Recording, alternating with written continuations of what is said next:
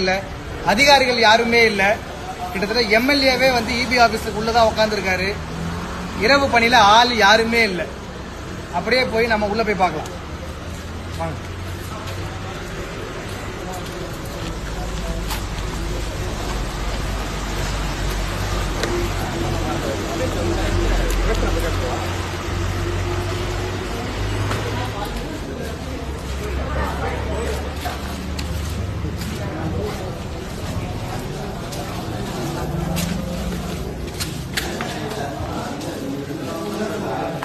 மகளே பாருங்க, இவ்வளவு நேரமா இங்க கரண்ட் இல்ல. எம்எல்ஏ இங்க தான் இருக்காரு. கரண்ட் எப்போது இல்லைங்க, 7 மணி கரண்ட் இல்ல.